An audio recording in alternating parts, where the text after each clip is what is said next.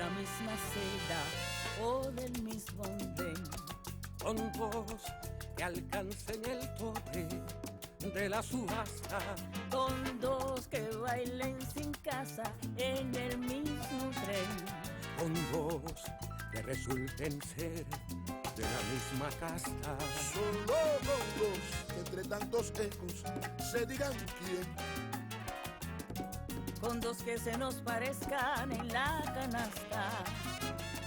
Con dos que tengan el alma como de 100. Con dos que se quieran bien. Con dos que se quieran bien. Con dos que se quieran basta.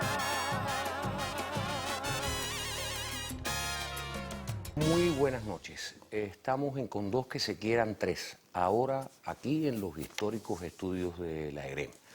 Mi invitado de hoy no lleva demasiada presentación. Voy a decir sencillamente que es un primer actor de teatro, de cine, de televisión y que ha encabezado proyectos culturales y comunitarios de una gran envergadura, de una gran importancia dentro del país. Así que, de una vez, muchas gracias por venir, Manuel Porto. Mi hermano, gracias a ti. Sí, cuando te estuvimos buscando, creo que fue en la segunda temporada del programa, por ahí, tú no aparecías, tú no estabas con frecuencia en La Habana. Tú fuiste militar. Cuando triunfó la revolución yo tenía 13 años. Se organiza la Asociación de Jóvenes Rebeldes, la primera organización juvenil del país, y yo me incorporé en eso. Mi padre era un combatiente el 26 de julio. Y resulta que siempre fuimos guardias. Y en el tercer llamado del servicio, ya varios años después de yo haber participado en las Fuerzas Armadas como joven rebelde y estudiante, que muchas veces no podíamos estudiar porque los americanos constantemente estaban ahí al frente amenazando, le dije al viejo, me voy para el ejército otra vez. Y entro como voluntario al tercer llamado del servicio militar obligatorio. Ahí es donde, para salir de pase, porque yo te puedo confesar de que yo no tenía ningún interés nunca, y lo tengo que decir, y nadie se ponga bravo, de ser artista. Mucho prejuicio en el barrio donde yo vivía. Bogolotti, ¿no? Bogolotti, imagínate. Mi papá, que no llegaba a cuarto grado, un gallego de allá de Galicia, y entonces esas cosas de los artistas no le preocupaban bastante. Y ya estaba yo en San Julián, ya allá en Pinar del Río, y organizamos un movimiento aficionado, y yo me metí en eso, yo fui director de una obra de teatro y todo. Y cuando regresamos para Pinar del Río, después que estuvimos aquí en La Habana, yo había una orden de que yo me presentara en el ICR ante el comandante Jorge Seguera Riverí. Me mandaron de Pinar del Río para acá. Y estoy hablando del año 67, todavía San Julián está esperando que yo regrese. Así fue como yo comencé en el mundo del arte, porque no tenía la menor idea de lo que podía hacer eso. De ese grupo está Blaín. Blaín habló de ti en su entrevista, claro. De ese grupo está Serafín García. También Serafín. De ese grupo hay varios que ya fallecieron, como Agustín Benítez, como Aristides Esteve, Cucú, que dirigió muchos teatadas después que se graduó de televisión de ese grupo. Sí, porque no solo de ese grupo eran actores, también había directores. Sí. Éramos 6 actores. Igual, a fajarnos ahí, a aprender con los que más sabían. ¿Quiénes eran los que más sabían en esa época? Tu mamá. Tu mamá. Que hago yo un programa que se llamó Por el rastro de los libertadores con Moya. Y eso fue tremendo, la gente me felicitaba y me felicitaba y yo me creía el rey del mundo. Y un día, tú sabes que antes, no sé si ahora de M se pasaba por el tercer piso o el segundo piso, Radio Reloj, a coger la parte de 23. Y viene ella de frente y me cruza, me saluda, pero no me dice nada. Dije, coño, qué extraño, qué Consuelito. Y de pronto cuando voy, me dice, oye, me dijo otra palabra, ¿no? Sí, claro, sí, bueno, me imagino. Me dijo, tonto, ven acá. Y se me queda mirando así y me dice, ¿tú crees que te la comiste, verdad? Pues mira, si eres tonto, es otra palabra la que me dijo. Claro. Mira, de ahora en adelante, todo lo que hagas tiene que ser de ahí para arriba. Si es de ahí para abajo, te embarcaste. Para que sepas que te Es una embarcaste. manera de darte un elogio. Sí, sí, sí. De ahí para, ahora es de ahí para arriba, de ahí para abajo no puede ser porque te embarcaste y más nunca vas a hacer más nada. Esa fue una de las que nos ayudó tremendo. Toraño. Calito Piñeiro. Carlito Piñeiro. Carlito Piñeiro fue un maestro nuestro así. Tan poco recordado, tan poco nombrado. Qué señor dramaturgo, profesor, director, hombre cultísimo, defensor de la televisión. Ese hombre dijo una vez, mire, a Porto no le den mucho nivel, hace falta, a todo el mundo le hace falta nivel, qué sé yo, pero a Porto vístanlo. Ya después que se viste el personaje, ya olvídense que va a ser el personaje. Eso lo dijo él de mí una vez, valga la inmodestia, ¿no? No, ya no te lo dijo. Porque él me apreciaba mucho, me quería mucho y tenía mucha confianza en nosotros. Carlito tenía mucha confianza en nosotros, pero también tenía mucha confianza en Vázquez Gallo. También tenía mucha confianza de Ricardo. Después vino la generación de Moya, de Humbertico García Espinosa, de Mirta González. Mirta González, Loli Buján. Yo hice un serial con Loli muy interesante que se llamó Para empezar a vivir. Era un personaje muy chiquitico, que nadie se lo quería Que hacer. trabajaba Miriam Mier, ¿no? Miriam era la protagonista. La protagonista. Yo salí en 2 capítulos, que era el hermano de Miriam que iba a matar a una mujer. Lo mandaron a matar, la mafia mandó a matar a esa mujer, a esa cubana que era zafante, y resulta que esa era mi hermana. Miriam era la hermana mía, que yo me había ido antes, y ella estaba infiltrada en los contrarrevolucionarios. Y nadie quería hacer ese personaje. Cuando yo leí, le digo, no, eso se lo hago yo, eso hay que aprender de Miravalle. Hay que aprender de Miravalle. Miravalle cogía los no, este es muy grande, dame este. Este Y chiquito, esos ¿qué? eran impedecederos después. ¿Cuál es el método que tú utilizas para aprenderte los textos?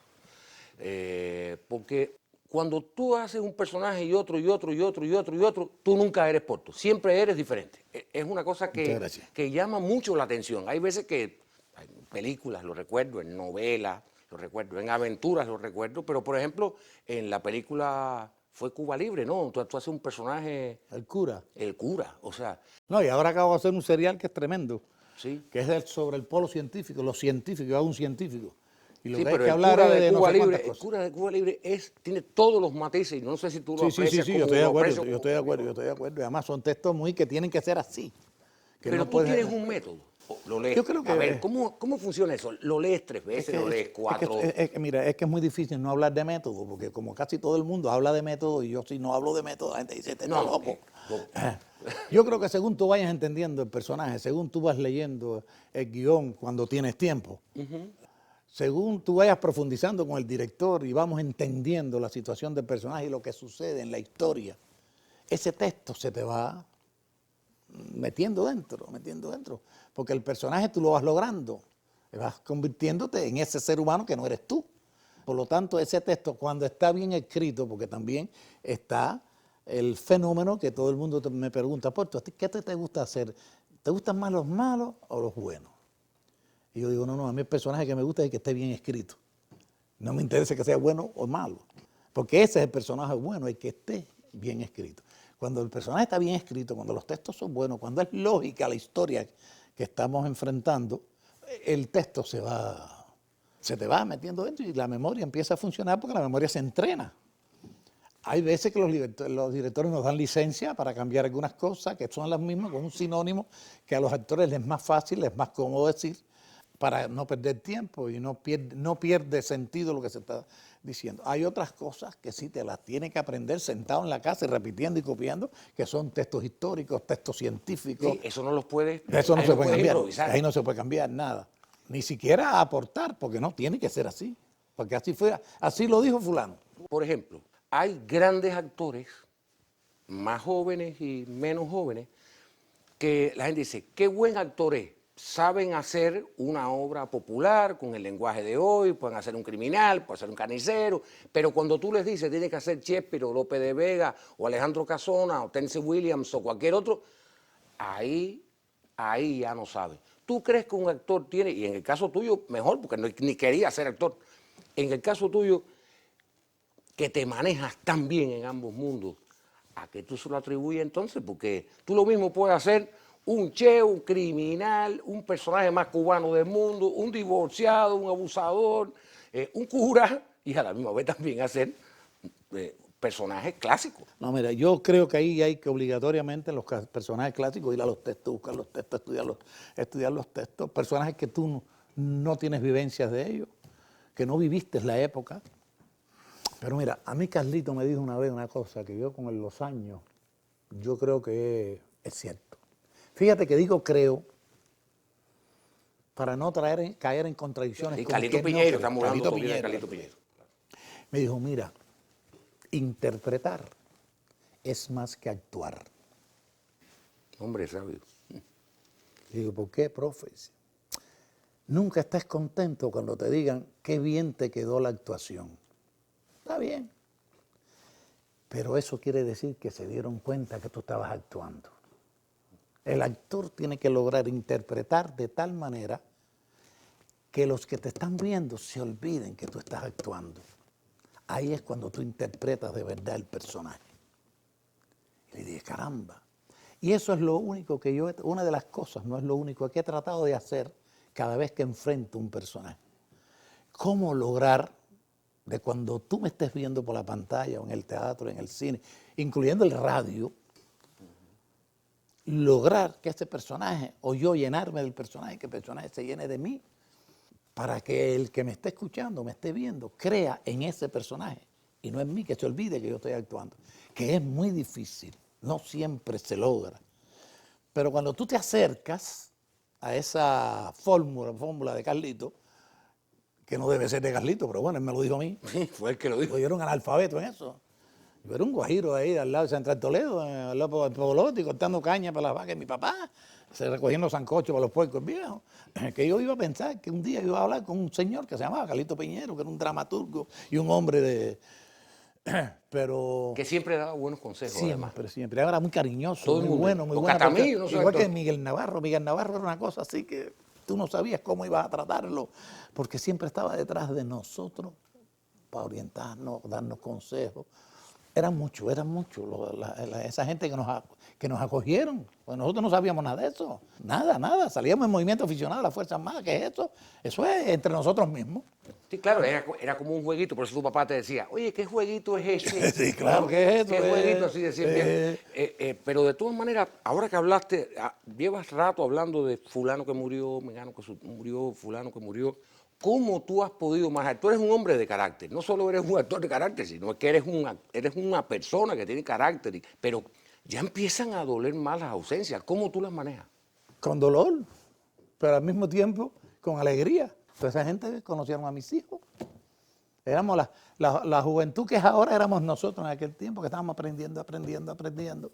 Me duelen a veces mucho y otras veces me tengo que reír con las cosas que pasaban. ¿Cómo te acuerdas de las cosas esas cosas que tenían ocurrían? Enrique Bueno, Peña? yo recuerdo muy bien, y muy bien que lo recuerdo, tú estás con un grado de popularidad importante en la televisión, haciendo grandes papeles, súper pegado, todo el mundo te conocía, todo el mundo te saludaba en la calle, y un buen día desaparece Porto y va a parar a la Ciénaga de Zapata, creando un proyecto comunitario de mucha importancia. ¿Cómo fue el proyecto Corimacao? ¿Cómo te seducen a ti de que tú abandones una vida aquí en La Habana y te vayas a vivir a la Ciénaga de Zapata? Porque fue como una especie de emigración al revés. Todo el mundo viene para acá y tú te fuiste para el otro lado y para la Ciénaga nada más y nada menos. Pero para hacer esa historia te hace falta otro programa, pero voy a tratar de resumirlo. Nosotros estábamos terminando la novela Cuando el agua regresa a la tierra, en la Ciénaga. Yo estaba ahí desde el año 89. Y un buen día estaba yo filmando en un lugar que se llama Los Hondones y se apareció el comandante Faustino Pérez, que era el que estaba al frente del plan de desarrollo Victoria Girón, uno de los hombres fieles y extraordinariamente revolucionarios al pie de Fidel ahí hasta que murió. Y me pide que si yo podía darle una cita, una entrevista. Yo darle una entrevista al comandante de la revolución. Pero bueno, él era un hombre tan modesto, tan sencillo, que es tremendo. Entonces, sí, comandante, cómo no. Y me explica dónde él estaba viviendo. Él vivía en una casa de guano, ¿no? Un televisor ruso, 2 sillones. Y entonces me pidió que él quería que yo lo ayudara a hacer un movimiento un movimiento cultural en el territorio. Yo fui muy sincero con él y dije que yo no podía hacer un movimiento cultural. Me decía, pero ¿por qué? Le digo, yo no soy un hombre culto. A mí me parece que los que dirían la cultura deben ser hombres cultos.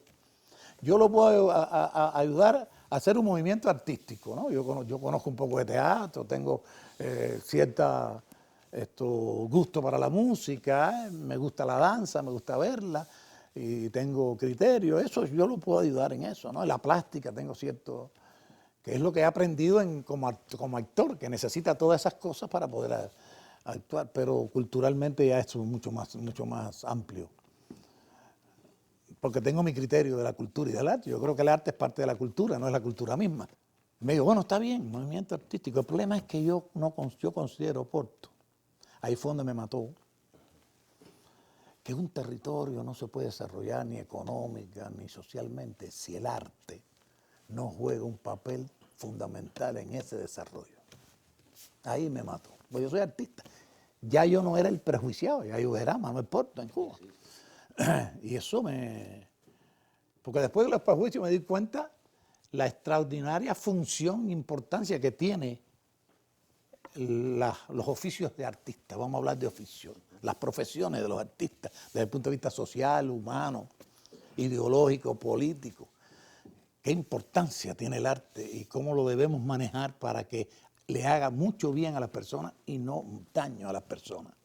Digo, bueno, mire, vamos a hacer una cosa, vamos a hablar con el ministro, que era Jara, porque yo estoy terminando la novela, yo tengo unos meses, unos años, hace como 4 años, 5 años que yo no cojo vacaciones.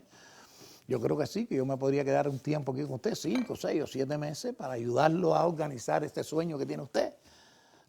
Ya en este interín ya yo me había separado de la China, ya estaba conociendo a la madre de mis hijos, una extraordinaria mujer, y entonces ya yo estaba coqueteando con Lila, mi esposa hace 30 años. Hace 30 años, o sea, coqueteando con Lila hace 30 años.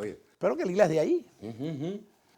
Y entonces le digo, hable con Hanna a ver si me autorizan a quedarme aquí un tiempo con usted y a ver qué sale de esto, porque yo pensé lo que había hecho en San Julián, cuando estábamos en Movimiento Aficionado, lo que había hecho en Angola, cuando tú y tu mamá fueron, que yo estaba tratando de organizar cosas, que el teniente me castigaba con más horas de guardia, cuando me llamaba la dirección política de la misión, me llamaba para que yo dirigiera los espectáculos, y cuando regresaba me ponía más guardia, porque decía que yo estaba paseando, jugando. Esos son criterios que existen, pobrecitos algunos. Y yo pensé en eso inmediatamente, cómo ayudar a Faustino con esa experiencia, o con esa pequeña experiencia. Pero pensaste que eran 6 meses, 7 meses. Sí. Pero lo que ¿cuánto pasa duró es que eso? Faustino muere. Nosotros aprueban el proyecto Jara el 6 de marzo del 92. El 12 de marzo se aprueba en el gobierno provincial. Ya yo me había reunido con Jara, ya Jara había ido 2 veces a la Ciénaga hablando de este fenómeno y me pregunta cuándo yo tengo el primer espectáculo. Y yo me atreví y le dije el 2 de diciembre de este año, para saludar el desembarco del Granma. Porque pensé en Faustino, que es jefe del Estado Mayor del desembarco de Ham. Es decir, se me ocurrieron esas cosas en ese momento. Y cuando saco cuenta, le digo, coño, estoy en el mismo año, estoy embarcado. Ay, se me fue. Y entonces digo, bueno, y ahí empezamos a movernos, a captar gente en movimiento en toda la Ciénaga, pero lo extendimos a Güey. Y ahí se creó lo que era el embrión, porque primero se llamó Proyecto Artístico Experimental Ciénaga de Zapata, y después tomó el nombre del Conjunto Artístico Comunitario Corimacao. Pero Faustino no pudo ver la primera puesta el 2 de diciembre, porque él y Hart tuvieron que ir para la Colorada. Fidel los convoca para las Coloradas, para que se conmemoraba un aniversario del desembarco del Granma. Y entonces me dicen, vamos a hacerlo el 26 de diciembre. Le digo, entonces, pero vamos a hacerlo no en Girón, vamos a hacerlo en Playa Larga. Y así hago una puesta allá y hago otra puesta aquí. Me dice, perfecto. Y Faustino muere el 24 de diciembre del 92. Yo tenía 70 jóvenes de la Ciénaga, de Hawái, de Cienfuegos. ¿Qué iba a hacer? Pero ya cuando estamos en el periodo especial, Sí, que estás hablando de 92, claro. Faustino se enfrenta a muchos criterios y posiciones de que no era momento para crear un movimiento artístico cuando había que darle comida a la gente, todos esos problemas que pasaban en Cuba. Y Faustino decía que sí, que el arte, que se yo, que la mente, que la... Y yo detrás de Faustino, porque además me enamoré de la idea del sueño de Faustino. Y cuando muere Faustino, el que estaba frente de ese movimiento era yo. Y entonces el partido me llama y me dice, esto tiene que seguir. Y yo empiezo a quedarme. Y cuando vine a ver...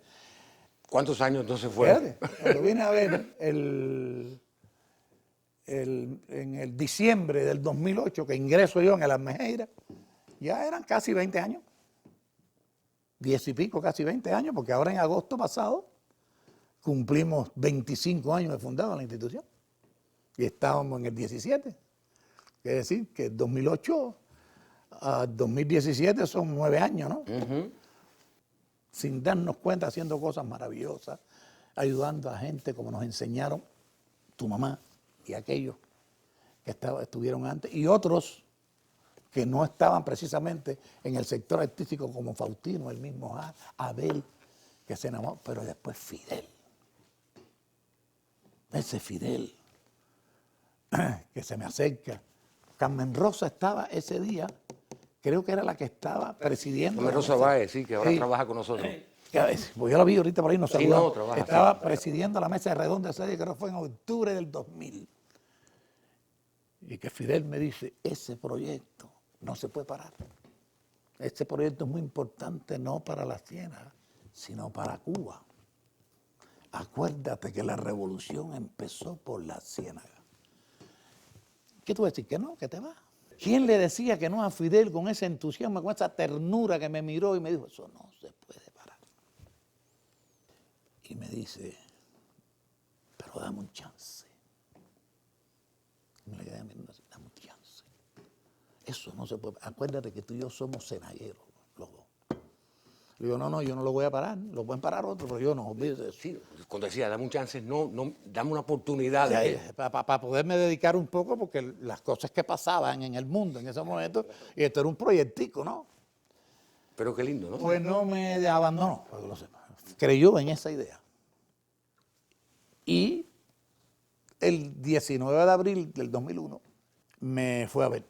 Habló en Girón, yo actué en la mesa, en la tribuna abierta ese día. Actuaron una Corimacaíto también, y me fue a ver y nos pusimos a conversar. Imagínate, Amaury, no podía, es que me tocaba. La vida me llevó a esa, vamos a decir, encrucijada, y lo que he tratado es de ser fiel a eso que yo me comprometí, sin hacer concesiones, defendiendo la verdadera función social del arte, que a veces es muy difícil, porque con el concepto de entretenimiento empezamos a hacer cositas superficialistas y con eso está entreteniendo, pero también está haciendo mucho daño. Y no quiere decir que lo entretenido no es bueno, pero hay que tratar que lo bueno entretenga también, ¿no? Y que la gente se sienta bien. Eso fue lo que hemos tratado de hacer y que por ahí han pasado miles de jóvenes en estos 25 años. Y hoy tú lo dirías, pero ya tú no vives allí. No. Ya desde 2008, 2010, por ahí, los médicos me dijeron, mira, hay un... Sí, pues yo me tuve medio malito ahí, me cogió la diabetes y todas esas cosas. Bueno, y entonces estoy ingresado en Naval y hay un otorrino que me dice, mira, Porto, tú eres un carro del 45, viejo. Y un carro de 45 no puede correr a 120 kilómetros. Ese tiene que correr a 50, 60. Por lo tanto, nosotros recomendamos, para que tú sigas viviendo y no te compliques más, cambiar de estilo de vida y de trabajo. ¿Cuántos años tú llevas en ese? No, pero eso no se ha terminado. De todas maneras, poquito a poco tienes que ir. Y mi familia, amigos, compañeros, mis hijos, fueron viendo que ese médico tenía razón y que ese equipo médico tenía razón, que yo tenía que ir alejándome y dejando a los jóvenes, como están ahora al frente de la institución, aunque nunca me han querido sustituir como director general, ni el Ministerio de Cultura, ni la provincia, ni nadie. Pero ahí hay una institución hecha por la revolución en el territorio más atrasado de Cuba antes del triunfo de la revolución, donde las mujeres parían encima del fango porque no había cómo salir, a no ser por una línea, un carrito de línea de eso. Y que hay 4.520 kilómetros cuadrados, que es más grande que La Habana, más grande que Cienfuegos en territorio, y que hemos tratado de cumplir con Faustino, que es el autor intelectual de esa institución, con Har, que nos apoyó tremendamente, con Fidel. Ahora, pero cuando ya tú te estableces en La Habana, independientemente de que tú ibas y venías en algún momento, y yo alguna vez que vi que te entrevistaron en televisión, ¿sabes? Yo sí lo leí, quién sabe, tú reclamabas que para las personas de tu edad se escribieran papeles. O sea, últimamente no se escriben papeles para las personas de tu edad. No, yo tengo mi criterio, si Robert De Niro, si esa serie de actores con esa edad que tienen, que no vaya a pensar nadie que estamos comparando, ¿no? Pero ese grupo de actores ya viejos, si vivieran en Cuba, actuaran en Cuba, tenían problemas tremendos para poder, porque es muy difícil que aquí se escriba un protagónico para un hombre de mi edad. ¿Por qué no pueden estos personajes de este tipo ser un poco más fuertes, contar más historias, más cosas más lindas y más profundas de lo que ellos vivieron en su etapa, que algunas veces se olvidan y que no deben olvidarse, Sí, todavía la generación, tú lo decías, la generación de Robert De Niro y Dustin Hoffman y Robert Redford hacen protagónicos. y tienen más años que ustedes. Sí, cómo no. O sea, gente tiene 80. ¿No? Quizás que uno engorda un poco por viejo y entonces los directores dicen, pero está un poquito gordito, ahí yo se lo acepto. Ese es igual, esa es una anécdota cuando algo más que soñar. A ver. Que Moya le propone a Raúl. Está hablando de Raúl Castro. Raúl Castro en general. Y entonces, ellos me conocen, por supuesto. Y entonces dice, bueno, pero esto está un poco gordo para ese personaje, era el director de la escuela cadete. Y Moya le dice, no, es que así son más o menos los coroneles, los tenientes coroneles ahora, que se hace cuánto. Dice que Raúl se le quedó mirando así. Dice, esos son los que tenemos. Sí, los que tenemos son gordos. Los que tenemos son gorditos. Los que queremos no deben ser. No deben ser eso. Y esta es la imagen del que queremos. Y entonces me metí como 3 meses bajando no sé cuántas libras ahí en el Camilo y en el Martí y eso, corriendo para arriba, hasta que bajé como 30 y pico libras. Porque el personaje era muy lindo, era muy bonito. Yo creo que en alguna cosa que yo hice, trabajé con Misael Porto, tu hijo, un director de fotografía. Él es un artista, es un artista. ¿Qué hacen? ¿A qué se dedican tus otros? Bueno, primero Misael, ¿qué opinión te merece su trabajo? ¿Y tus otros hijos a qué se dedican? Bueno, el otro de Amuy está en Portugal. Está en Portugal. Está en Portugal. Se dedica a ser portugués ahora. Sí, se dedica a ser portugués. Es de Lila, que yo lo cogí de 7 años, Arturito, es uno de los productores del Corimacao, porque él nació en el Corimacao. Desde los 7 años está en el Corimacao, se hizo hombre, estudió, que se yo de cuándo, y se convirtió en un productor del Corimacao. Y Mixael, que es fundador del Corimacao, pero Mixael estaba conmigo en la Ciénaga cuando empezó toda esta historia junto con Lila, empezó a estudiar desde la Ciénaga en Quinta y 20, ahí en la escuela de la dirección. Se graduó con muy buen... Y llegó un momento en que yo le tuve que decir, ve para La Habana porque aquí tú no vas a hacer televisión y tú te grabaste de director de televisión. Yo creo que es muy buen fotógrafo, muy buen editor y le está saliendo bastante bien La Pupila Asombrada y Cuadro a Cuadro, que él dirige para televisión, esos 2 programas. Esos 2 programas que son programas habituales de la televisión. Son programas habituales de la televisión. Digo, La Pupila Asombrada es semanal, ¿no? Sí. Y bueno, a ver, tú sabes, Porto, yo disfruto tanto, tú sabes, hablar contigo, que hasta unos criterios que yo puedo sentirme así que tú das, como por ejemplo, dijiste hace poco, en Cuba, o creo que fue para Rusia Today, que dijiste, en Cuba se inventó la telenovela y nos dan adelante los brasileños. De verdad. ¿A qué tú le atribuyes eso? Porque nosotros seguimos haciendo novelas. Sí. O sea, lo que no nos queda también, ¿no? Pero es dinero. Digo, pregúntate, es dinero. ¿Por qué? ¿Qué pasa con nosotros y las novelas? A tu juicio. De entrada, a mí me parece que es un problema de producción. En una asamblea Estaba Papito, no, estaba que sustituyó a Papito. Ismael González, No, Nivaldo Herrera. Yo me acuerdo que Ardernay se paró en el estudio 2 de radio y le dijo, mire, presidente, usted sabe lo que pasa, que aquí hay más huevos que cajitas. Lo que quiero decir es que hay más actores que programas. Claro. Y por lo tanto, y entonces es muy difícil porque las situaciones económicas o se van agravando o se van mejorando, ¿no? Y no es menos cierto que la producción con los medios, la tecnología que existe actual, que no es la televisión en vivo, que era en blanco y negro y que se podía manejar en blanco y negro, que se hacían maravillosas cosas, que ahí aprendimos nosotros a hacer televisión y hacernos actores. Es decir, es más costosa, la televisión actual es más costosa que la televisión en vivo. ¿Pero tú crees que todo se reduce a un tema económico o que también hay cierta chapucería y facilismo? No, ya eso es un problema de contenido. Ya. Yo primero estoy hablando de la producción de novelas, porque algunas veces tú dices, bueno, ¿cuántas novelas hay? Pero aquí había aventura. Aquí había un espacio que se llamaba teatro, que era un el cuento, que eran estelares. Novelas, Horizonte. Estelares, Horizonte, novelas. Eran 2 novelas las que habían, lo habían. Y de pronto se quedó una. Yo muchas veces no sé explicar.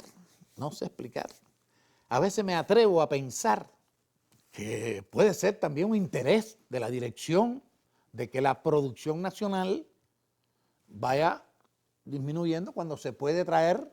Todas esas cosas las he especulado. Algunas veces digo, no puede ser. No puede ser. No puede ser, no creo en eso. Yo me niego a pensar. Pero muchas veces uno llega un momento en que piensa tremenda cantidad de cosas porque no le encuentras la explicación. Aparte que algunas veces, o también, valga la redundancia, muchas veces, la calidad de las producciones, y estoy hablando de producciones, no de realización artística, ¿no? Porque la producción es la que organiza la realización artística, es muy desorganizada, tiene problemas con los recursos, se demora, hay que suspender, hay que empezar, y las formas de pago, no sé cuántas cosas, siempre hay cosas que están atentando contra que un equipo pueda sentarse a pensar cómo poder hacer una obra de arte que realmente valga la pena y que pueda tener un resultado desde el punto de vista artístico y estético por encima de lo que estamos acostumbrados a ver. Yo me siento incapaz, porque digo, bueno, es verdad, nosotros estamos haciendo ahora una novela. Entonces, repetimos la brasilera, la otra colombiana que sale por Canal Habana, la repetimos, y la cubana está ahí, que sale de lunes, miércoles y viernes. Yo alguna vez me pregunto, ¿será un problema de recursos o será un problema de organización? ¿Será un problema de pensamiento? ¿Será un problema de que, bueno, es más fácil traer novelas que hacer novelas? No creo, no. Yo digo, no me voy a meter en eso. Yo me pregunto, no es que yo asevere, yo me pregunto. No, claro. Bueno, como nos vamos a preguntar a todos, yo también voy a decir que yo no creo que sea por ahí. Yo creo que en el proceso de desidia en el que muchas veces se vive y que tenemos que luchar, por supuesto, como cubanos contra eso, también agarra la novela. O sea, quiere decir, yo te agradezco que hayas hecho un tiempo y que hayas venido a compartir un poquito conmigo. ¿Por qué me vas a agradecer? Agradecer estoy yo de ti, mira. Y de tu mamá, cuando yo estaba de combatiente en Angola, que estaba desesperado, porque el teniente me metía guardias de no sé cuánto, y que ustedes me recogieron y le pidieron permiso en la misión para llevarme con ustedes a dar el recorrido, para que yo desconectara un poco. Eso no se puede olvidar nunca. No vayas a pensar que a mí se me olvidó eso, a Mauri Pérez, que tú y tu mamá fueron los salvadores de este ser que está aquí. Bueno, esto... En aquel momento que estaba viviendo trágicamente, aunque me sentía tremendamente honrado, privilegiado. Y útil. Y útil porque estaba defendiendo un país hermano, que sé yo, la conciencia esa no se quita. Pero los enfrentamientos por la incomprensión, ¿no? Eran tremendos. Y ustedes llegaron en un momento crucial de mi vida. Pero... Bueno, ya que estamos entonces en el asunto de los agradecimientos, entonces tú nos agradeces haberte llevado con nosotros en todas aquellas giras maravillosas por tierras africanas, por Angola, y yo te agradezco el que cada vez que te veo en el cine, cada vez que te veo en la televisión, digo, bueno, todavía nosotros podemos llegar a un puerto seguro. Como naves que llegamos a un puerto seguro. Muchísimas gracias. Muchas gracias.